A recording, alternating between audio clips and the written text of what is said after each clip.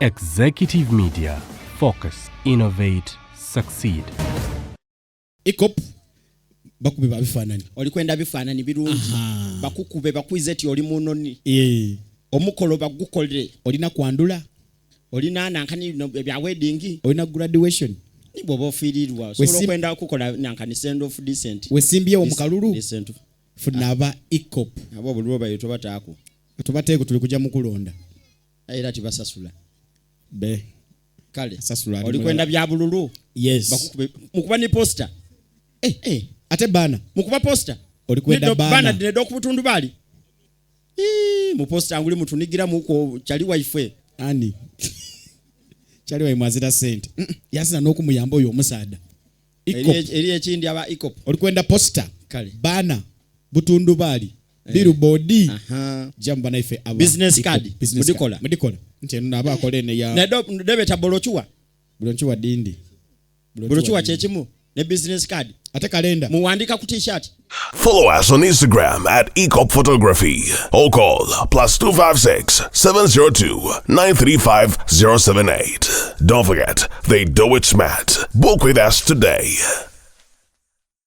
And branding at Print Creations. From custom gift sets to unique promotional items, creative signages and general printing, we've got everything you need to elevate your brand. Visit us at Chum Towers, Suite 70 on Kuruma Road, Lighthouse, Suites D14, D15 and F13. We offer a wide range of stationery supplies, awards and a vintage collection that stands out. Call us today at 0934 893 333 or WhatsApp 0702 683 317. Follow us on Facebook, Instagram and X at Print Creations. Print Creations, where quality, excellence and uniqueness meet.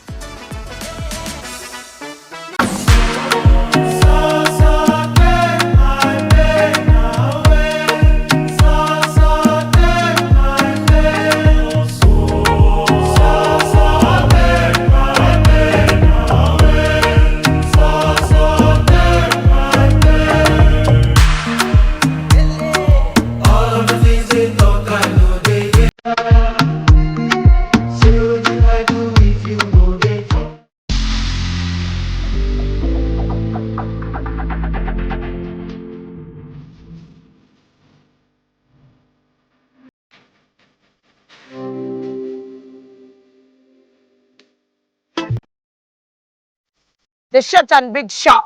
Omumwa gonfukidde omumwa Zubeida. Candle night ogimanyi. Bagita candle night bw'okutte gw'obba. Washuga teyamaliranye ku live. Pamoja ekiri. Bendera ddala. Omusajja ate nga anaakuswaza ajja kwana black sugar. Abasajja munyiga nga tebakati. N'oyingira n'atakubuuza. Ekibonyaabonya ababooda abasinga. Financial literacy. Oli abeera n'etaano ate nagenda n'akwanamu. Ddala mutabani wange wakati w'emyaka alina okuba ng'ekyalo akikuttemu ekitundutundu. Anayakola kimpanya n'alagako nno panda nti si wa muzannyo. Ate kyenayagala ku ttiimu ya Mama Fin. Sente eziwaayo. Naye tebasaba njawulo. The short and big show. Abantu bajaagalira ddala. We always love you.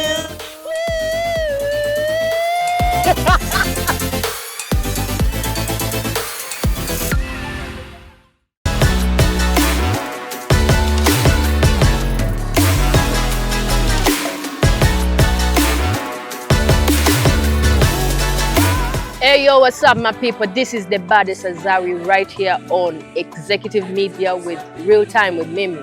Stay locked in. Yeah. Kale sijja kwogera bingi ntuke n'okubagamba biki naye kati ekizibu ekisinga okuntamanya ky'abaana.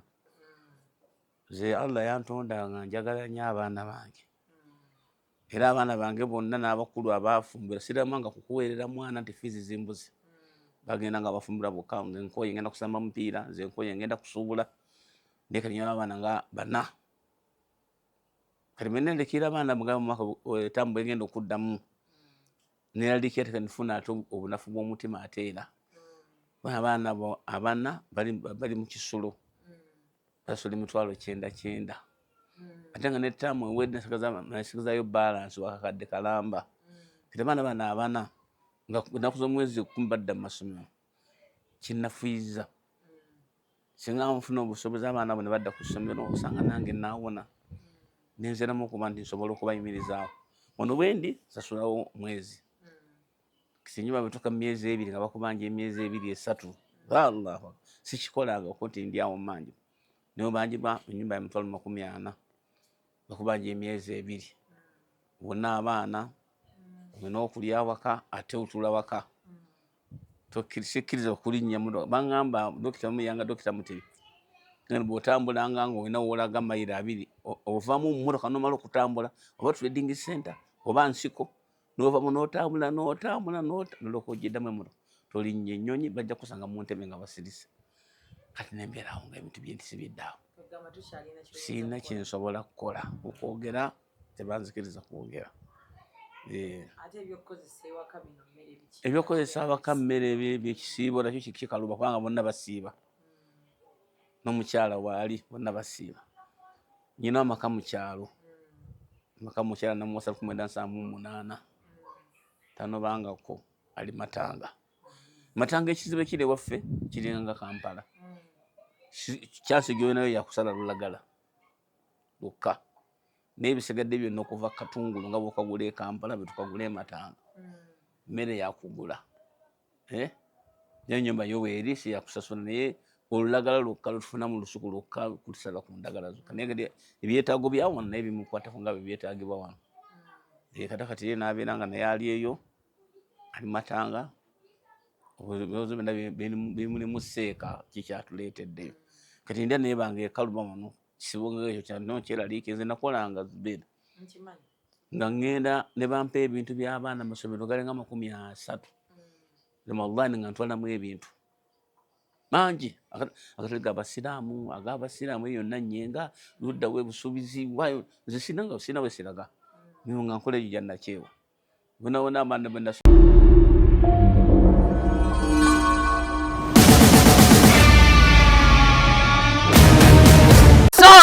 subira buli omu ali bulungi kamera nkula akulindemu omuntu bw'aba akola mulindi badde ogamba kiwamma Tifuru yali mwana muto n'akulira mu lubiri n'afuuka omuvubuka olw'obulungi bwe yali alina Mukakabaka yamusibira mu kisenge ne Yusufu yadduka tutunulemu abo abavubuka mu mbeera gye tulimu ne kisiba perimo ebiso byonna bitambula bitangalijja kiina obunnya ku mataba egani muvubuka gwe matulu jondera okunonya naye tolabika omuntu yasobola kufuna atya noganda waye kanziruke wano nga saafu epakinze parado mwali yenna amaaso agakubye kalifu mwakuyita odduka emisinde nga yakubuuzizadde essimu gyoyina nti sirina simu nti eyo njiguze eriko ne kamera mutalo 8 ng'ogande kanziruke ndi muvubuka basiraamu tulabe ku bavubuka abali mu Qur'ani Nabi Yusuf alayhi salatu wassalamu yadduka ne kanzu ne bagiyuza naye bakazi bagamba nti Mukakabaka atuwemudde okwegwanyiza omuvubuka gweyajula abo tukyali mu Qur'ani ku bavubuka. Okay, assalamu alaikum wa rahmatullahi wa barakatuh. Ndi wano ku Gibbs Bridals Shamimanja ly'erinnya lyange. Kakati nali ndi awo olunaku sirujjukira nenfuna essimu ya Sheikh Buyondo nga neetaaga ebigambo bye yakozesa ku ssimu byandeetera muli okutya n'okwebuuza lwaki alonze nze bantu bonna okunkubira essimu era nayimuka ne ŋŋenda yenkeera ndabe Sheikh buzibu ki bw'alina kipayopayo mpaka wa Sheikh ne tutuukayo okusanga Sheikh bambi nga tali mu mbeera nnungi. Sheikh alwalidde ebbanga naye nze mu birowoozo byange nali mmanyi nti yawona dda ekitali kituufu. Sheikh abadde tawonanga. Ne tutuukayo nga Sheikh yeetaaga obuyambi bw'abantu, kofiizi, ensula n'ebyokunywa n'ebyokulya. Okuwaayo mu busiraamu ffe okuwaayo tekikwetaagisa kubanga olina. Kyakubiri nze bwe mba naawa abantu sijajinga bantu era seebuuza wabula mpaayo lilla ekyo n'enkivaako. Kyakusatu ensonga za Sheikh Buyondo zirina ekintu kyezanjigiriza mu bulamu nti leero obulamu osobola okuba ng'oli bulungi enkya obulamu Allah n'abukwatamu ne bukyukamu. Nakulanga mu bantu be neegomba abamu kwe kuli Sheikh Buyondo era nga nakula tuwuliriza enjiri ye. Kyova olaba bwe yankubidde omusajja gwe mpa ekitiibwa bwe yankubidde nayimusa ne ngamba kangendeyo tulabe nga bannayuganda gwanyumirwa enjiri ya Sheyi oba ebigambo bya Sheyi ebirungi ebyo. Nsaba tukwatire wamu tulabe nga Mungu atuyisizaako okuba nga tukyusa obulamu bwa Sheyi Buyondo. Byetaaga kwe kuli fiizi okumusasulirako ku renti naye bwe obujjanjabi abaseeka bangi babadde bagezezzaako n'abo abaana be yasomesa ng'era bamujjanjaba mu malwaliro amalungi wano mu ggwanga lya Uganda. So bw'olaba vidiyo eyo eddako nga tonnajajinga tonnayogera bigambo bingi kibi nnyo okuba ng'ogenda kuyamba omuntu naye n'osooka n'oyogera ebigambo bingi nnyo olumu tekyetaagisa naye ng'ate era osobolera ddala okuyamba omuntu n'otayogera bigambo bingi. So nsaba abo abanzikiririzaamu nammwe abakyalina omwoyo ogugabalira tukwatire wamu tuyambe Sheyi waffe Sheyi Buyondo.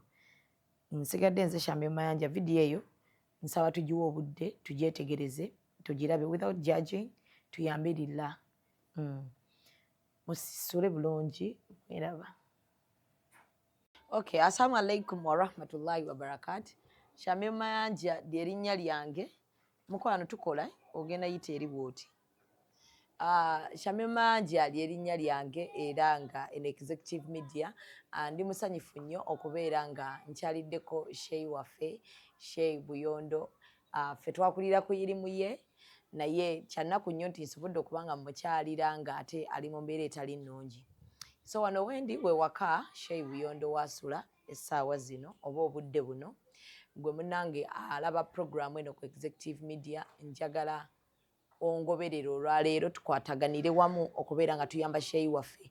Yenna amanyi Sheyi Buyondo kyonna kye yali ayogedde ne kikwata ku mutima, kyonna kye yali ayogedde n'okyagala, kyonna kye yali ayogedde n'okyusa mu neeyisaayo mu ddiini yo oba mu mbeera eza bulijjo, omusiraamu n'atali musiraamu, nga wakyusa ku lwa Sheyi Buyondo.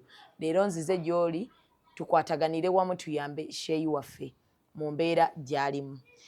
Nzize wano Sheyi ebigambo alina bitono nnyo ne bw'olaba njagadde nnyo okwogera nga sinnamuwa mukisa kubeera ng'atubuuzaako.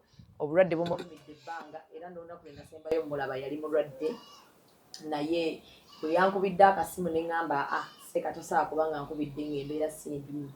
Ne ŋŋamba olwaleero kanzije mukyalireko tulabe seeka embeera mwali. Seeka ali mu mbeera etawoomya nnakabululu wabula ng'ate yeetaaga obuyambi bwaffe. Bwe nzikiriza nti singa tukwatira wamu ffenna ng'abantu tusobolera ddala okubeera ng'ate tuyamba Sheyi waffe n'ava mu mbeera eno. Embeera gy'alimu si eri awo ennungi nnyo ng'eggyeko obulwadde. Sheyi yali akola bulungi nnyo emirimu gye naye obulwadde bwamugwira obumulumidde ebbanga eriwerako era njagala okwebaza abo bonna abavuddeyo ne balaba nti bayambako Sheyi Buyondo okulaba nti olwaleero tusobola okubeera nga tumutuuzaako wano waali. So agenda tubuuliramu Sheyi embeera nga bw'eri as of now then ngenda kuba nnyongerezaako kubanga si tagenda kwogera nnyo nga bwe ntera okuleeta abantu bano ne mboogeza anaawa oba eddakiika nga 3 nnamba. Ebisigaddeyo byonna nja kuba mbibannyonnyola naye ngenda mubuuzaako atunnyonnyoleko wano nawali lwaki embeera eri bweti nga bw'eri, kiki kye tuyinza okuba nga tumuyambako as of now nga seeka waffe. Sheyi salamu alaikum. Alaikum salaam wa rahmatullahi wa barakatuh. Nsanyusa okukulabako. Nze nsinze kujja n'onnoonya eno alhamdulillah. Ndi musanyufu nnyo maama wange alhamdulillah.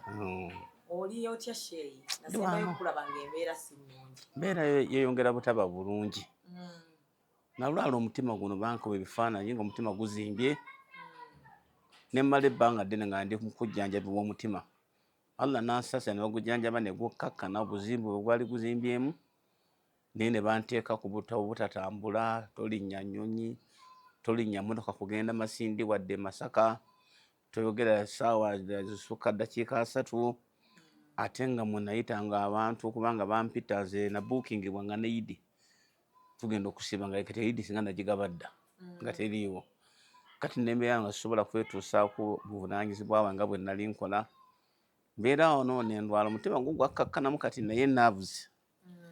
Omubiri gwonna gwonna n'ebigere byonna byonna bizimbi byonna byonna omubiri gwonna gunnuma. Ekiro nsula ntudde seebaka ku makya mbeera mu miti nga neebasa eyo sagala bireekaana sagala kukola ki nembeera alhamdulillah nga embeera yo sinungi zibeera sinungi ndi awo buli kimu kyonna sinasobola kukyetuusa olulimi luno lwali lwesibye nga sisobola nakwogera malako ebbanga myezi nga 6 nga soogera ndazabulaza ngenda nsobola kati okuddamu okwogera naye alhamdulillah ndi munafu mubiri gwonna munafu kati bembeera mu mbeera efaana bwetyo okwetuusaako ebikola awaka biba bizibu banga sayina nti nyina edduuka saali musuubuzi nsobolawa omulimu gyange gyabeeranga mumwe mu bantu nawe nompita ntusomesa ku bantu kati tusomesa ku bantu abo bompaayo kasukaali nenja nenkanywa kati sikyasobola keetuusaawo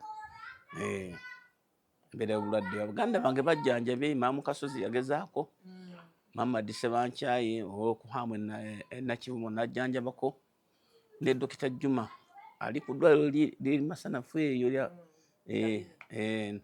najjanjabako kokujega mujjanjabye naye Allah tannaba kukkiriza bukkiriza ensonga bulwadde bwerimu kati embeera akyesinga okunyigiriza sheyi kuba kati tukola ate ng'olina ebintu ebimu bye weetaaga ng'omuntu byali kuba kati obeera waka kati embeera gyekale sijja kwogera bingi ntuuke n'okubagamba biki naye kati ekizibu ekisinga okuntamanya ky'abaana ze Allah yantonda nga njagala nnyo abaana bange era abaana bange bonna n'abakulu abaafumbira siramanga kukuweerera mwana nti fiizi zimbuzi bagenda nga bafumbira bokka ngenkoye ngenda kusamba mupiira nze nkoye ngenda kusuubula naye kati nyina abaana nga bana kati menendekera abaana mugabo mwaka etambo egenda okuddamu neraliikira ate kanifuna ate obunafu bw'omutima ate era abaana bo abana bali mu kisulo basula 9,900 ate nga nettamu ewedde nasigazayo balance wakakadde kalamba kati abaana bana abana nga ennaku z'omwezi 10 badda mu masomero kinnafuyiza singa nfuna obusobozi abaana bo ne badda ku ssomero osanga nange naawona nenzeramu okuba nti nsobola okubayimirizaawo ono bwendi sasulawo mwezi kisinyiba bituka myezi 2 nga bakubanja emyezi 2-3 Allah sikikolanga okunti ndi awo manji niyo banjibwa ennyumba ya 40 bakubanja emyezi 2 bonna abaana olina okulya waka ate otula waka tokkiriza okulinnya muno bangamba dokita muyanga dokita mutebi ngani bwotambulanga nga olina woolaga mayiro 2 ovaamu mummotoka nomala okutambula oba trading center oba nsiko novamu notambula nolokojjeddamu emmotoka tolinnya ennyonyi bajja kusanga mu ntebe nga basirisa kati nembeera awo nga ebintu byentisibiddaawo sirina kyensobola kukola okwogera tebanzikiriza kwogera ebyokukozesa awaka mmere byekisiibo nakyo kikaluba kubanga bonna basiiba n'omukyala waali bonna basiiba nyina amaka mukyalo mukyala namuwasa 1978 tanobangako ali Matanga ekizibu ekiri ewaffe kiringa Kampala kyansigayo yakusala lulagala lukka n'ebisigadde byonna okuva Katungulu nga bwokagula e Kampala betukagula e Matanga mmere yakugula n'ennyumba yoweeri si yakusasula naye olulagala lukka lutufuna mu lusuku lukka kutusala ku ndagala zokka naye ebyetaago byawano naye bimukwatako nga byetaagibwa wano kati ye n'abeera nga naye ali eyo ali Matanga obulozi byonna bimulimu seeka kikyatuleeteddeyo kati ndya naye bange ekaluba wano kisibo ekyo kyanokyeraliika nze nakolanga zibeera nga ngenda ne bampa ebintu by'abaana amasomero galinga 30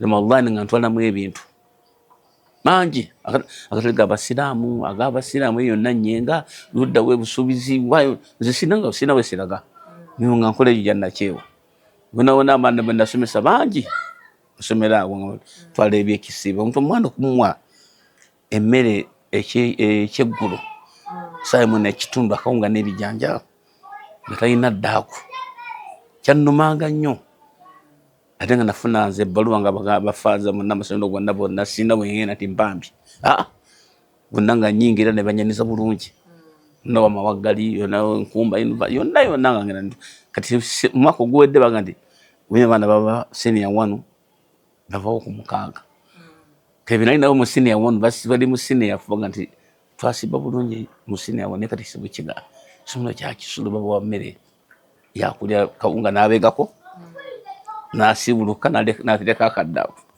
yabona batwaliranga flasika nentwala y'engano nenfuna basika chapati awo ne bazibawereza mu senyi yonna abantu bakaaba nze nkaaba nina abantu abala mbeera gye abali bamidde ku nze nabo bakaaba embeera nebeera ngeri awo eyokulya wano nayo nganzibu abaana kusasula lenti n'ebyokulya.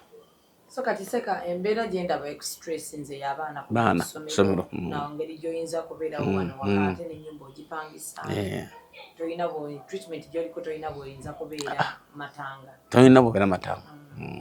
So omulabi wange w'Executive Media oba ayagala Sheyi Buyondo oba gwe anjagala ennyo embeera eri ewa Sheyi yakubeera nga abaana bali kudda ku masomero naye Sheyi takyayinza kutambula ngendo mpanvu takyayinza kusomesa misomo gye yabasomesanga n'amalako. So atudde waka nga bamumanyi embeera y'okubanga gwe wali ofuluma oyiye nga ate kati tokyayinza kubeera ng'oyimuka olw'ensonga y'okuba nti ekintu si gwe okyereetedde wabula Allahu naye. So nsaba ali eyo yenna ng'osobola okubeera nga okwasizaako Sheyi mu mbeera yonna y'okulaba nti abaana abo badda ku ssomero badde ennaku z'omwezi nga 10 ayinza otuyambako ku bintu by'okulya ayinza otuyambako ku mbeera ya renti eddwaliro sofa Sheyi abadde nga ndi abantu babadde bamujjanjabye abaana be abayizi basomesezza tebamulekeredde baseeka abamu mikwano gye omulima mu Kasozi n'abalala nabo tebamulekeredde so ka treatment abadde kakafuna ebikalu byemu byebyo ye renti mmere waka na mbeera ya school fees z'abaana ng'omuzadde yenna olaba abantu nga banna bagenda kuzzaayo abaana ku ssomero ng'ate ababo tebannaba kufuna ssuubi. So nsuubira Sheyi watuukidde okuba essimu n'agamba Zubeda nkusaba ojje atuuse ng'alabira ddala nti twetaaga tubeere ng'ate tumukwasizaako wano na wali. So nsaba gwali eyo atamanyi Sheyi Buyondo muyinza okuba mwabamu temumumanyi tugenda teekamu ku bukilipu bwa Sheyi abatamumanyi mutegeere Sheyi. Sheyi asomesezza ebintu bingi nnyo ebitukakkanyiza emitima ebintu ebituddiza eri Mungu waffe etutegeera eddiini yaffe. Sheyi agassa omusiraamu n'atali musiraamu ffenna ng'atusomesa ebintu ebitugatta okutuyigiriza ensi nga bw'erina okutambula n'obutava Katonda waffe. So ndi omu ku bantu abazze bagoberera Sheyi kubanga ndi muteeri asinaba na kuyingira bino bintu by'amawulire mpaka olwaleero era bwe yakubye essimu yange nagambye buli kimu kirina okuyingira Sheyi agamba ki. So mbasaba n'obwowombeefu obw'ekifo ekya waggulu tukwatire wamu tulabe abaana ba Sheyi bwe badda ku ssomero tukwatire wamu wano na wali kasawo ka muceere kasawo ka sukaali ngano biki tusobole okuba nga tubireeta tumukwasizeeko ne maama ali ewaka ate naye ka pressure kagendereko. So buli omu kyokoze mu kujjanjaba Sheyi nsaba Allah akuddizeewo naffe nsaba Abannayuganda abadde tebannaba oba abadde tebannategeera nga katutegedde tukwatire awo tukwatire kati wano wetusanze abajjanjaba we bali tubeere ng'ate tutwalizaako awo. So Sheyi kitegeeza ebyeddwaliro byo tebirina nnyo buzibu tebadde na buzibu alhamdulillah.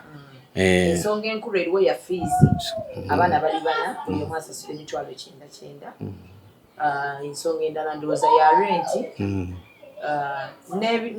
n'ebintu ebyo ebitandikirwako mmere biki naye nga eddwaliro alhamdulillah wabaddewo ababadde bagezaako okulaba nti Sheyi ajjanjabwa mu mbeera esikula okubeera ennungi kuba amalwaliro gandaze bambi mwebali nnyo mwebalire ddala.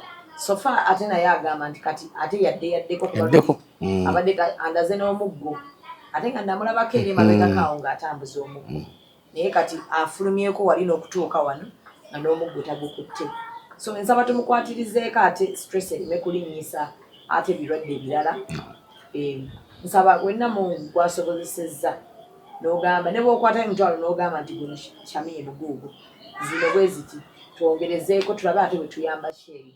Nja kuba mbeebaza nnyo bannange ennamba ya Sheyi mwenna abaagala okumunoonyaako eriki Sheyi 0759 0759 42 95 95 89.